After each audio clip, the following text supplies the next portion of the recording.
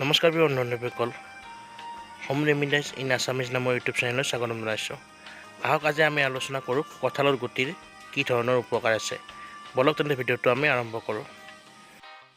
কঁঠালৰ গুটিত বিভিন্ন ভিটামিন তথা এণ্টিঅক্সিডেণ্ট পোৱা যায়, যিবোৰ অতি আৱশ্যকীয় উপাদান হয়।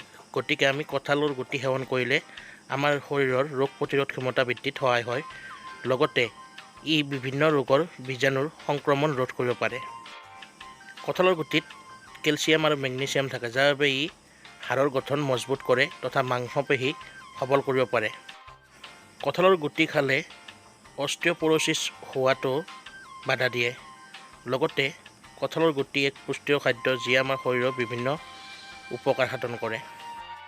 ই আযুক্ত হয়, যাৰ বাবে পেটৰ সমস্যা, কোষ্ঠকাঠিন্য বা অৰ্শ ৰোগ আদিত উপকাৰী হয়। কঁঠালৰ গুটিত ভিটামিন এও পোৱা যায়, যি আমাৰ দৃষ্টিশক্তি অটুট ৰখাত সহায় কৰে। কুকুৰীকণা ৰোগ প্ৰতিৰোধ কৰিব পাৰে। সেয়ে চকুৰ সমস্যা থকা লোকে কঁঠাল গুটি সেৱন কৰিলে ভাল ফলাফল লাভ কৰিব। বন্ধুসকল, এয়া আছিল কঁঠালৰ গুটিৰ কেইটামান বিশেষ উপকাৰৰ বিষয়ে। যদি ভিডিঅ'টো চাই ভাল পালে লাইক, কমেণ্ট, শ্বেয়াৰ কৰি দিব আৰু সদায় এনেধৰণৰ অসমীয়া হেল্থৰ লগত জড়িত যিকোনো ভিডিঅ'ৰ সৈতে আপডেট হৈ থাকিবলৈ, আমাৰ চেনেলটোৰ সৈতে জড়িত হৈ থাকিবলৈ আমাৰ চেনেলটো ছাবস্ক্ৰাইব কৰি দিব। ধন্যবাদ।